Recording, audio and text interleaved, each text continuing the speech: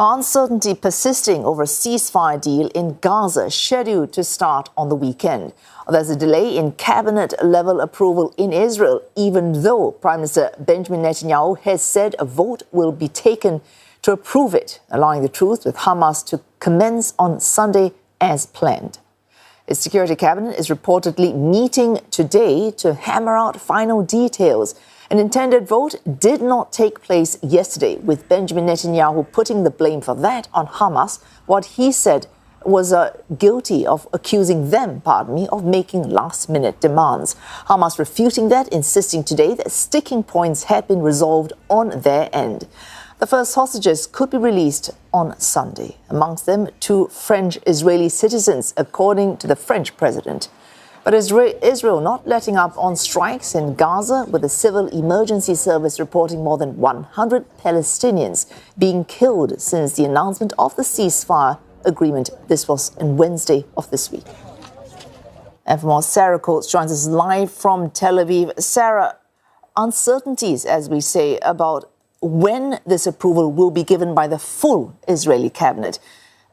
Do you have any details on the security cabinet meeting today and what sticking points remain ahead of the wider cabinet meeting?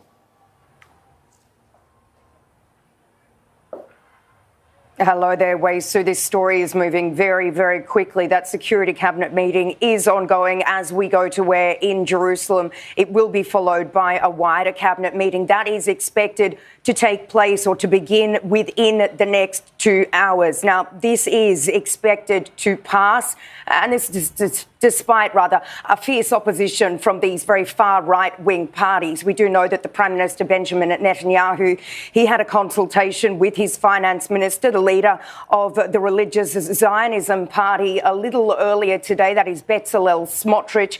He has told Benjamin Netanyahu that while he doesn't support this deal, he will not leave this governing coalition. The same cannot be said, though, for the National Security Minister, Itamar Ben-Gvir. He's put out a tweet saying that if this hostage and ceasefire deal does pass, which it is expected to, that he will leave this coalition. But in saying that, it is not enough for that coalition to actually crumble. So certainly that is the update we have on that. As I did mention, that wider cabinet meeting is expected to happen in 2 hours' time. It is widely believed to pass, and what we can expect is this ceasefire and hostage deal to go ahead as planned, beginning on Sunday, where we will see the release potentially of the first 3 hostages out of the 33 that are slated to be released during the first phase of this deal. Their names have now been printed in Israeli media, although you did mention those 2 French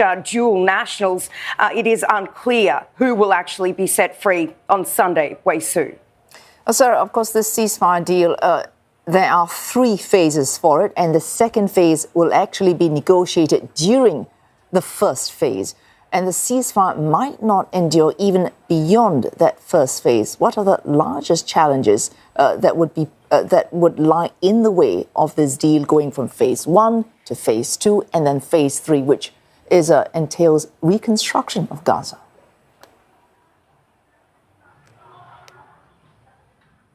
That's right. There are a number of things, really, Wei Su, that could go wrong here. Of course, this ceasefire, if it does go into effect, that is, could be violated by either side and see a return to fighting. And we also need to remember what we've heard from the finance minister, once again, Bezalel Smotrich.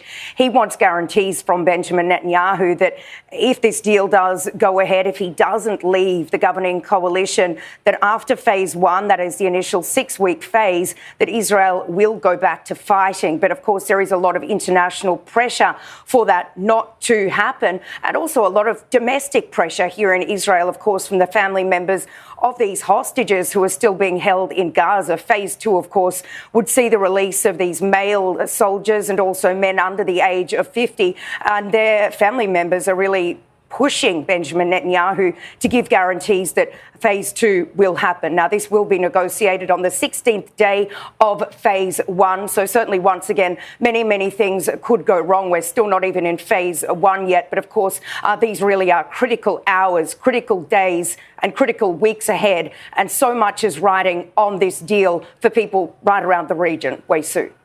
Oh, thanks for that. Sarah, of course, reporting live from Tel Aviv. Of course, a quick summary there. The Security Cabinet that's meeting right now, and possibly a wider cabinet meeting, as Sarah mentioned, in just a few hours from now.